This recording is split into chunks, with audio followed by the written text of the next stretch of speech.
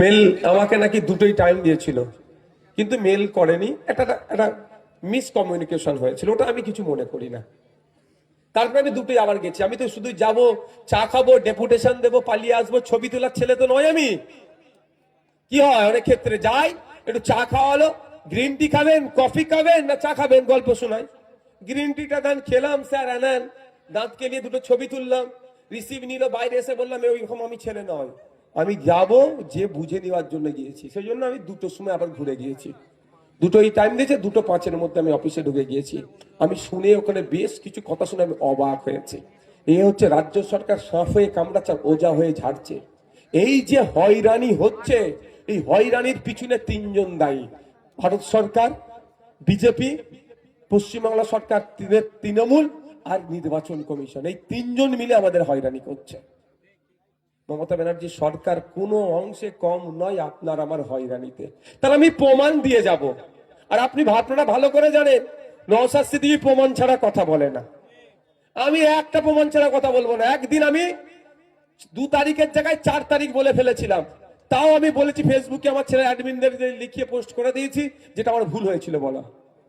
2 তারিখের জায়গায় 4 তারিখের জায়গায় 2 তারিখের জায়গায় আমি 4 তারিখ বলে ফেলেছিলাম, সেটাও আমি ভুল স্বীকার করে নিয়েছি। আমি এই ছেলে, আমি রাজনীতি থেকে করে কামে খেতে হবে সেই জন্য আসিনি। যদি আসতাম এতক্ষণ আমি পুলকবাবু যেই লেভেলের বিধায়ক হয়ে মন্ত্রী হয়ে ঘুরছে, নওশাদ সিদ্দিকীও ঘুরত। বুঝতে পারছেন কি বলছি? কিন্তু আমি ওটা করতে আসিনি। আমি আপনাকে বলছি কেন রাজ্য সরকার দায়ী। এসআইআর দ্রুততার সাথে হোক সেই জন্য মমতা ব্যানার্জির সরকার প্রায় 90,000 অফিসার দিল, 200 থেকে 250 কোটি টাকা বরাদ্দ করলো দ্রুততার সাথে এসআইআর করার জন্য। হলো, ফর্ম নিল, দিল, ফর্ম জমা করলো। এবার হচ্ছে খেলাটা শুনুন। আপলোড করার জন্য নির্বাচন কমিশন 1000 কম্পিউটার অপারেটরকে চেয়েছিল। কত? মাত্র 1000 কম্পিউটার অপারেটরকে চেয়েছিল, যে 4 মাস না 3 মাস কাজ করবে, ওরা আপলোড করে দেবে। রাজ্য সরকার কি করলো? ওরা টেন্ডার করে দিল, রাজ্য সরকারের ফাইন্যান্স ডিপার্টমেন্ট সেটাকে আটকে দিল। 6 মাস ধরে টেন্ডার হয়ে পড়ে আছে, কম্পিউটার অপারেটর দিল না। বাধ্য হয়ে কি ওরা যেটা কালকে বলেছে আমি শোনাচ্ছি আপনাদের, যেটা কালকে বলেছে শোনাচ্ছি, ওরা এআই এর সহযোগিতা নিল, সফটওয়্যারের সহযোগিতা নিয়ে আপলোড করলো। ফলে কি হলো? আজকে আপনার নামের ফুল স্টপ নেই, নোটিশ। বানান রফিক বানান, কে আর এ লিখে, কে আর ও এফ আই কিউ লেখে, কেউ কে লেখে। এই জন্য আসছে আব্দুল করিম মোল্লা, আব্দুল করিম মোল্লা, চিঠি চলে আসলো। হিন্দু মায়েদের কি হচ্ছে, মায়েদের বিশেষ করে মুসলিম মায়েদের, খাতুন ছিল বিবি হয়েছে, নোটিশ চলে আসলো। হিন্দু মায়েদের, হিন্দু সমাজের মায়েদের তার স্বামীর ঘরের স্বামীর সারনেমটা অ্যাড করে। ধরুন না, এখন কেউ সরস্বতী রায় তার নাম, তার স্বামী যেন বিয়ে হয়েছে চৌধুরী টাইটেল, তাহলে সরস্বতী রয় চৌধুরী, এই ধরনের অনেক কিন্তু কাগজ পাবেন আপনি। তাদের বাড়িতে নোটিশ আসলো। নোটিশটা কেন আসছে? এটা কি ভুল নাম? একটা ফুল স্টপ ছেড়ে গেছে, এটা কি ভুল? আকার একার ওকার, এটা কি ভুল? কিন্তু নোটিশটা কে জেনারেট করছে? এআই করছে। আমি বলেছি, তখন উত্তর নেই। কিন্তু এটা আসতো না যদি 1000 কম্পিউটার অপারেটর রাজ্য সরকার দিত। এই 1000 কম্পিউটার অপারেটর হিসাব আমি আপনাদের বলছি। এরা তো প্রচুর খাটিয়ে নেয়, টাকা কম দেয়। কন্ট্রাকচুয়াল যদি নিত, 10,000 টাকা করে যদি মাইনে দিত, 1 মাসে 1 কোটি টাকা খরচ হতো। 4 মাসের জন্য রাখলে 4 কোটি টাকা, 4 দিকে 250 কোটি টাকার কাছাকাছি এই 90,000 অফিসারের জন্য খরচ করেছে। আর 4 কোটি টাকা যদি রাজ্য সরকার খরচ করত, আজকে দাঁড়িয়ে তাহলে রাজ্য সরকারকে আমি দোষী করতাম না, শুধু নির্বাচন কমিশনকে দোষী করতাম।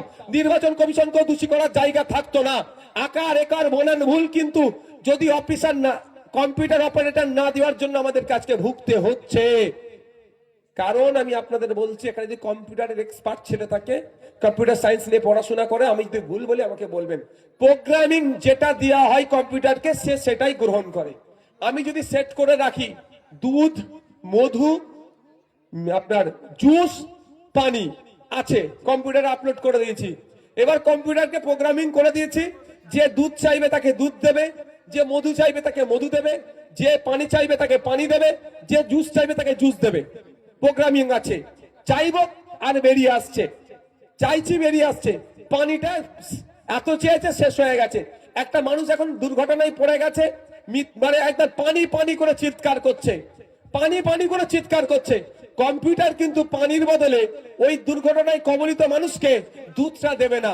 কেন? প্রোগ্রামিং আমরা কি করেছি, যে পানি চাইবে তাকে পানি দেবে, যে দুধ চাইবে তাকে দুধ দেবে, যে মধু চাইবে তাকে মধু দেবে, যে জুস চাইবে তাকে জুস দেবে। আমি বিপদে পড়ে যতই পানি পানি চিৎকার করি না কেন, কম্পিউটারের কাছে আর পানি নাই, সে কম্পিউটার আমার উত্তর দেবে না। মারা গেলেও আমার উত্তর দেবে না। কিন্তু মানুষ হলে আমরা কি করতাম, পানি নেই তো কি হচ্ছে, ওর একটু মুখে দুধ দে না রে ভাই, প্রাণে বাঁচতে পারে। পানি নেই তো কি হচ্ছে, ওকে জুস খাওয়া অন্তত। এটা মানুষের সাথে কম্পিউটারের তফাৎ। কম্পিউটারকে আমরা কন্ট্রোল করি, কম্পিউটার আমাকে কন্ট্রোল করে না। তাই এই যে নামের বানান ভুল মিসম্যাচ যা আছে, ওরা প্রোগ্রামিং করে দিয়েছে, পড়ে গেছে। এইবার নামের আর হিয়ারিং এর নোটিশ ইস্যু হয়ে গেছে। কিন্তু আমি এই জায়গাটাও তো ধরেছিলাম যে ওরা অফিসার দেবে না বলে আপনি আমাকে কেন ডাকছেন। আস্তে করে অফিসার বলেন, এই সাইটের একটা লোক কি বলেছে জানেন, সরকার তো এটা দেখবে। বুঝতে পারছেন কি বলছি, কি বলছি বুঝতে পারছেন? তাহলে দোষটা আমি একাকি নির্বাচন কমিশনকে দিতে পারবো? এই নির্বাচন কমিশনের সাথে সাথে দোষী সমানভাবে কে, যে 100-1000 কম্পিউটার অপারেটর দিল না। খেলা মেলা করে হাজার হাজার কোটি টাকা শেষ করছে তো, খেলা মেলা করে হাজার হাজার কোটি টাকা উচ্ছন্নে দিচ্ছে, আর মাত্র 4টে কোটি টাকা দিলে তাহলে যে নামের বানান ভুলের জন্য যাদের হয়রানি হতে হচ্ছে তারা হতো না। তারপরেও যদি করতো তাহলে আমি শুধু নির্বাচন কমিশনকে দায়ী করতাম। এখন নির্বাচন কমিশনের সাথে সাথে মমতা ব্যানার্জি সরকারের কোনো অংশে দায়ী কম নয়, না মাথায় থাকতে হবে। আজকে বলছিলাম এই বিষয়টা, ওখানে আপনাদের বলি, তাহলে এখন আমাদের করণীয় কি বলেন? আপনারা বলুন না, করণীয় কি? ওই একজন বলছে আন্দোলন করবেন, যে হ্যাঁ ভোট 2021 সালে দিয়ে সরকার তৈরি করলেন, সরকার থাকার পরেও আপনাকে আন্দোলন কেন করতে হবে? সরকার তো আপনার প্রাণের সরকার, আপনি সরকার তৈরি করেছেন তো 2021 সালে, সরকার থাকার পরে আপনাকে আন্দোলন করতে হবে কেন? আমার কথাটা একটু বোঝার চেষ্টা করবেন। আপনি ভোট দিয়ে সরকার তৈরি করেন, সরকারের কাজটাই তো নাগরিককে পরিষেবা দেওয়া, নাগরিককে আতঙ্ক মুক্ত রাখা। সরকার ব্যর্থ হয়েছে আতঙ্ক মুক্ত, সরকার বকলমে নাগরিককে আতঙ্কিত করছে।